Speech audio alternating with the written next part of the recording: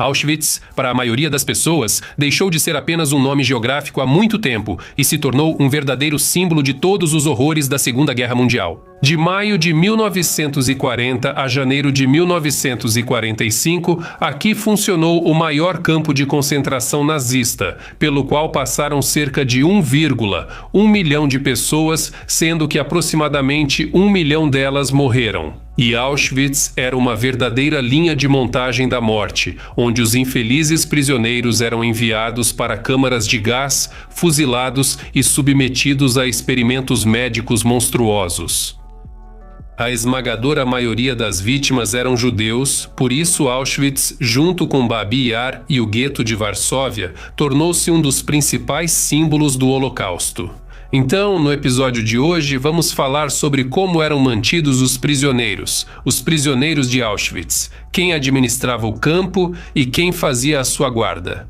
Você também vai saber sobre os experimentos horríveis aos quais os prisioneiros do campo eram submetidos, sobre a situação das mulheres e crianças em Auschwitz e sobre a resistência dos prisioneiros aos seus algozes. Meu nome é Semyon e declaro aberta a sessão. Como viviam? Vamos começar.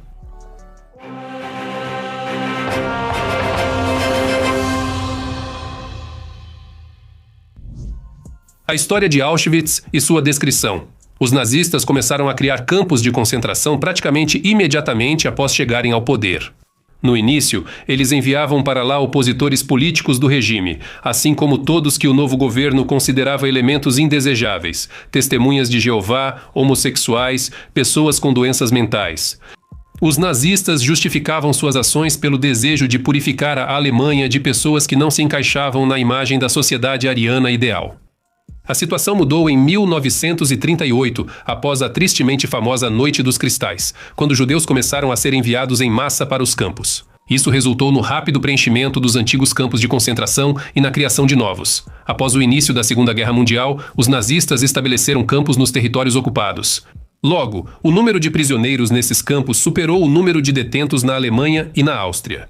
Um desses campos foi Auschwitz. O campo ficava próximo à cidade polonesa de Oświęcim, que, junto com as áreas vizinhas, foi anexada ao Terceiro Reich em 1939. Por isso, os alemães chamavam tanto a cidade quanto o próprio campo de Auschwitz. É esse nome que geralmente é usado na prática mundial. Em fontes soviéticas e mais tarde russas, o nome polonês Oświęcim aparece com mais frequência. Já os próprios poloneses usam exclusivamente o topônimo alemão para separar ao máximo o terrível campo de extermínio da antiga cidade polonesa. Oświęcim foi fundado em 27 de abril de 1940 por ordem do chefe da SS, Heinrich Himmler. Na verdade, não era apenas um campo de concentração, mas um enorme complexo que incluía várias instalações. Auschwitz, Auschwitz, e Auschwitz, 111. A área total do complexo era de mais de 500 hectares. O território era cercado por cercas de arame farpado, através das quais passava corrente elétrica de alta voltagem. O primeiro campo em Oświęcim foi Auschwitz, que mais tarde foi transformado no centro administrativo de todo o complexo. Ele foi construído a partir de antigos quartéis do exército e continha 24 blocos onde os prisioneiros viviam. No território do campo havia, na verdade, uma prisão, um bloco de tortura e até um bordel. Em um dos barracões de Auschwitz, havia também uma parede especial, diante da qual os prisioneiros eram fuzilados. Ela foi preservada até os dias de hoje. O campo abrigou poloneses, judeus e depois prisioneiros de guerra soviéticos por um tempo. O número de prisioneiros aumentou gradualmente e, em 1942, chegou a 20 mil pessoas. A segurança era feita por soldados da SS da Divisão Cabeça da Morte. Auschwitz I ficou tristemente famoso por ter sido o primeiro lugar onde tentaram matar pessoas com o gás Zyklon B. Durante os testes, os nazistas mataram várias centenas de poloneses e prisioneiros de guerra soviéticos, após o que a experiência foi considerada bem-sucedida. No entanto, a câmara de gás no campo funcionou por pouco tempo. Aqui, os prisioneiros eram mortos de outra forma, através de trabalho exaustivo e alimentação escassa. Auschwitz II é justamente aquele campo de extermínio que no mundo é conhecido como Auschwitz. Ele também é conhecido como Birkenau, ou na versão polonesa Brzezinka, em homenagem à vila de mesmo nome onde ele realmente estava localizado. Sua construção começou em outubro de 1941 e ocorreu em várias etapas. Inicialmente foram construídos os campos masculino e feminino, que foram colocados em operação em 1942. No segundo setor, havia vários campos separados. O campo cigano, o hospitalar, o de quarentena, o judeu, o familiar, além de edifícios de armazenamento e administrativos. A construção da segunda fase foi concluída e em 1941 começaram os trabalhos no terceiro setor. Aqui eram mantidas mulheres judias que, por algum motivo, não foram registradas nos livros oficiais do campo. A quarta seção de Auschwitz nunca chegou a ser concluída. Em Auschwitz II havia 4 câmaras de gás, onde ocorriam execuções em massa de prisioneiros, e 4 crematórios, nos quais os nazistas se desfaziam dos corpos das vítimas. É preciso dizer que, muitas vezes, os crematórios não davam conta do trabalho, então os corpos das vítimas eram queimados diretamente em valas dentro do campo e as câmaras de gás também operavam no limite. Às vezes, os prisioneiros tinham que esperar de 10 a 12 horas pela sua vez de serem exterminados. É preciso dizer que Auschwitz foi construído não apenas para o assassinato em massa de judeus e inimigos do regime. Seus prisioneiros, assim como os de outros campos, eram usados pelos nazistas como mão de obra gratuita, sendo forçados a realizar os trabalhos mais pesados. Em maio de 1942 começou a funcionar Auschwitz III, um extenso complexo composto por 40 subcampos formados diretamente no território de fábricas e minas. Esse campo foi atribuído à IG Farben, o maior conglomerado químico alemão. Em Auschwitz III, médicos trabalhavam constantemente, selecionando os prisioneiros enfraquecidos para serem posteriormente enviados às câmaras de gás. Em 1944, diante do avanço das tropas soviéticas, os nazistas decidiram apagar os vestígios de seus crimes. Eles explodiram as câmaras de gás e os crematórios, destruíram a documentação e também deportaram os prisioneiros mais para o oeste. Cerca de 58 mil prisioneiros aptos para o trabalho, exaustos e debilitados, foram forçados a caminhar por muitos quilômetros. Para milhares deles, esse caminho foi o último. No momento da libertação de Auschwitz, restavam em seu território cerca de 7 mil doentes, incluindo algumas centenas de crianças com idades entre 6 e 14 anos. Diante dos soldados soviéticos, revelou-se uma cena aterrorizante da fábrica da morte nazista, com crematórios e câmaras de gás. Nos enormes armazéns de Auschwitz, eram armazenadas 7 toneladas de cabelos, retirados da cabeça de cerca de 140 mil mulheres, e caixas com ossos humanos triturados. Em 1947, o governo polonês iniciou a criação de um museu em Auschwitz, e em 1979, o campo foi incluído na lista do Patrimônio Mundial da Unesco. E desde 2006, de acordo com a resolução da Assembleia Geral da ONU, aqui é celebrado o Dia Internacional da Memória das Vítimas do Holocausto. Quem eram os prisioneiros de Auschwitz? É difícil dizer exatamente quantas pessoas passaram por Auschwitz. Os nazistas não registravam os prisioneiros que eram enviados diretamente para as câmaras de gás, e esses eram a maioria, cerca de 70%. Todos os dias chegavam ao campo até 10 comboios cada um, com 40 a 50 vagões, e em cada vagão geralmente havia de 50 a 100 pessoas. Com base nesses dados, pode-se supor que cerca de 1,4 a 1,5 milhão de pessoas passaram por Auschwitz, das quais aproximadamente 1,1 milhão foram exterminadas. Números exatos provavelmente nunca saberemos. 9 em cada 10 mortos em Auschwitz eram judeus. No início de 1942, aconteceu a Conferência de Wannsee, onde os nazistas discutiram maneiras de resolver a questão judaica de forma definitiva. Depois disso, em Auschwitz, assim como em muitos outros campos, começou o extermínio sistemático da população judaica da Europa. Além dos judeus, em Auschwitz, também eram mantidos prisioneiros de guerra soviéticos, poloneses, ciganos, homossexuais, criminosos comuns e membros de seitas religiosas. Para indicar a categoria, os prisioneiros usavam triângulos de cores específicas em seus uniformes. Por exemplo, os presos políticos usavam triângulos vermelhos, os criminosos comuns usavam verdes, os homossexuais usavam rosas, e no caso dos judeus, 2 triângulos formavam a estrela de Davi de 6 pontas. Como era viver como prisioneiro em Auschwitz? Auschwitz foi concebido como um campo para o assassinato em massa e sistemático de pessoas. Os nazistas conseguiram transformar esse lugar em uma verdadeira linha de montagem da morte, uma filial do inferno na Terra. Assim que chegavam ao campo, os prisioneiros eram submetidos à seleção. Os recém-chegados eram divididos em vários grupos, levando em conta a idade, o estado de saúde, a profissão e a composição familiar. No primeiro grupo estavam doentes, idosos, crianças e pessoas com deficiência enviados às câmaras de gás em poucas horas. Às vezes, até 75% dos recém-chegados eram mortos imediatamente.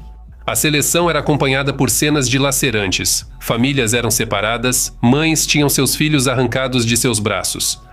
O segundo grupo reunia prisioneiros aptos ao trabalho, enviados para atuar em várias companhias. Isso não era uma salvação da morte, mas apenas um adiamento temporário.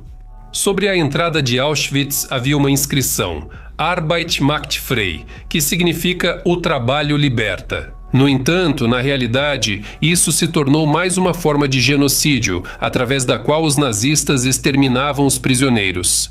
Durante os anos de existência de Auschwitz, 405 mil prisioneiros passaram por trabalhos forçados. Mais de 340 mil deles morreram devido às condições insuportáveis de fome, doenças ou simplesmente foram executados. No terceiro grupo, geralmente eram levados gêmeos, anões, pessoas com deficiências congênitas, que eram enviados ao Dr. Mengele para diversos experimentos médicos, sobre os quais falarei em detalhes mais tarde. No quarto grupo, eram selecionadas principalmente mulheres prisioneiras, que os alemães usavam como empregadas pessoais ou para realizar trabalhos no campo. Aviso vocês que não vieram para um sanatório, mas sim para um campo de concentração alemão, do qual só existe uma saída, pela chaminé. Se alguém não gostar disso, pode ir agora mesmo para a cerca de arame. Se houver judeus no transporte, eles não têm direito de viver mais de 2 semanas. Se houver padres, podem viver 1 mês, os demais, 3 meses. Com esse discurso, o vice-comandante de Auschwitz, Karl Fritsch, recebia cada grupo de prisioneiros. Que horror, são só legendas. E ele não exagerava. Cada dia no campo se transformava para os prisioneiros em uma luta pela sobrevivência em condições absolutamente insuportáveis. A maioria dos prisioneiros de Auschwitz sobrevivia apenas algumas semanas, raramente alguém conseguia aguentar pelo menos alguns meses. Os nazistas realizavam seleções regularmente, enviando impiedosamente pessoas enfraquecidas ou doentes para as câmaras de gás.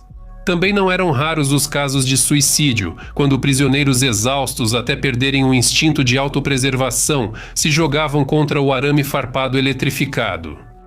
A vida dos prisioneiros estava completamente nas mãos dos guardas e supervisores. Um prisioneiro podia ser espancado ou até morto por um olhar de lado ou uma palavra imprudente. Às vezes, os sentinelas, por diversão, jogavam pão na multidão de prisioneiros, provocando uma terrível confusão. De tempos em tempos, a administração do campo organizava banhos gelados para os prisioneiros, aumentando a mortalidade por doenças respiratórias.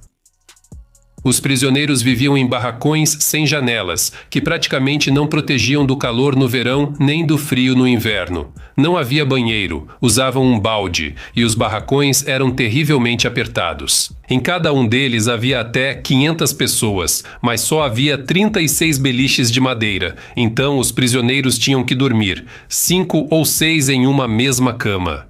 Porém, o maior inimigo dos prisioneiros era a fome. Por dia, cada um deles recebia uma tigela de sopa rala feita de legumes podres, algumas centenas de gramas de pão, um pedaço de margarina e uma xícara de uma bebida ruim que chamavam de café. Devido à péssima qualidade dos alimentos, os prisioneiros sofriam de diarreia e, enfraquecidos pela desnutrição, tornavam-se presas fáceis para as doenças infecciosas que se espalhavam pelo campo.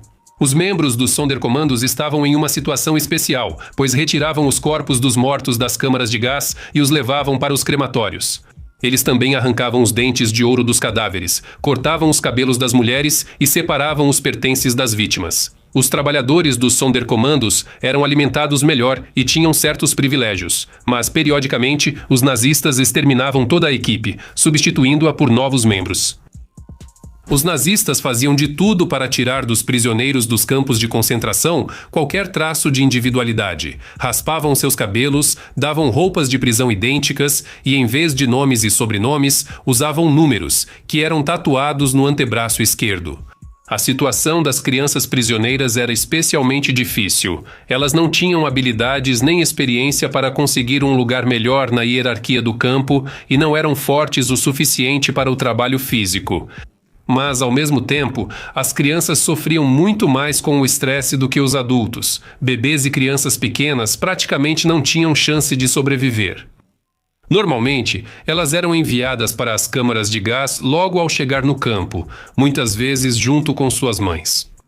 Entre os prisioneiros circulavam histórias horríveis, mesmo para os padrões de Auschwitz, de que bebês eram queimados vivos nos fornos do crematório. As crianças judias e ciganas tinham chances mínimas de sobrevivência em Auschwitz. Muitas vezes, até os próprios pais as abandonavam, tentando esconder sua nacionalidade. Mas isso raramente ajudava, pois quase nenhuma criança sobrevivia em um campo de concentração sem auxílio de um adulto. Ao todo, mais de 230 mil crianças passaram por Auschwitz, e quando o campo foi libertado, apenas 650 crianças foram encontradas lá. O Anjo da Morte é uma das páginas mais assustadoras da história de Auschwitz. Sem dúvida, são os experimentos médicos que os nazistas realizavam sobre prisioneiros indefesos. Quem comandava esse tema no campo de concentração era o Dr. Josef Mengele, que recebeu o apelido de Anjo da Morte por sua crueldade. O Dr. Mengele recebia pessoalmente os comboios com prisioneiros que chegavam a Auschwitz. Era ele quem decidia quem dos prisioneiros viveria e quem seria enviado para as câmaras de gás. Ali mesmo, ele selecionava o material humano para seus experimentos. Afirmava-se que o principal objetivo desses experimentos monstruosos era melhorar o tratamento oferecido aos soldados alemães. Os nazistas também buscavam novos métodos de esterilização dos representantes das nacionalidades que consideravam inferiores. Muitos dos sujeitos de teste morriam durante os experimentos, outros eram mortos após a conclusão das pesquisas e seus órgãos eram retirados para estudo posterior. Novos medicamentos eram testados nos prisioneiros de Auschwitz e médicos iniciantes aprendiam a realizar cirurgias neles. Os prisioneiros eram intencionalmente infectados com doenças perigosas como malária, hepatite e varíola. Mengele fazia coisas horríveis como dissecar bebês vivos, castrar homens e meninos sem anestesia e esterilizar mulheres usando radiação de raios-x. Esse maníaco de jaleco branco tinha um interesse especial por gêmeos e anões. Por exemplo, ele tentou criar gêmeos siameses unindo cirurgicamente gêmeos comuns. As crianças morreram em agonia. Mengele tentou mudar a cor dos olhos das crianças injetando nelas vários produtos químicos. Acredita-se que dezenas de milhares de pessoas foram vítimas de Mengele. Infelizmente, após a guerra, ele conseguiu fugir para a América do Sul. As tentativas de capturá-lo e levá-lo à justiça não tiveram sucesso. Resistência em Auschwitz. Apesar das condições de vida monstruosas e da brutalidade do regime, os prisioneiros de Auschwitz conseguiram resistir aos nazistas, inclusive com armas, e realizar fugas. Em outubro de 1944, membros do Sonderkommando que trabalhavam no crematório iniciaram uma verdadeira revolta. Conseguiram matar vários oficiais da SS e explodir um dos crematórios. Alguns dos revoltosos até conseguiram escapar do campo, mas logo foram encontrados e eliminados. Antes de sua revolta, os insurgentes prepararam estatísticas sobre o número de prisioneiros exterminados no campo de concentração, além de um testemunho sobre o que acontecia no campo. Esse foi o único caso de levante armado em Auschwitz. A segunda forma de resistência foram as fugas dos prisioneiros. Fugir de Auschwitz era extremamente difícil. No entanto, havia outro ponto importante. Parentes do fugitivo iam direto para o campo de concentração, e seus companheiros de barraca eram executados publicamente como exemplo. No entanto, sabe-se de 802 fugas de Auschwitz, das quais 144 foram bem-sucedidas, 327 fugitivos foram capturados e o destino de outros 331 permanece desconhecido. A conclusão é que Auschwitz é o símbolo mais assustador dos crimes contra a humanidade cometidos durante a Segunda Guerra Mundial. Ele nos mostra o que acontece quando um povo se considera superior aos outros. Poderia parecer que, tendo passado por todos os horrores e atrocidades da última Grande Guerra, a humanidade deveria ter aprendido e nunca mais permitir algo parecido. Infelizmente, com o passar dos anos, as terríveis imagens do passado se apagam e surgem novos líderes que contam aos seus povos sobre sua exclusividade e predestinação divina. E daí até novas câmaras de gás não está longe. Até mais a todos.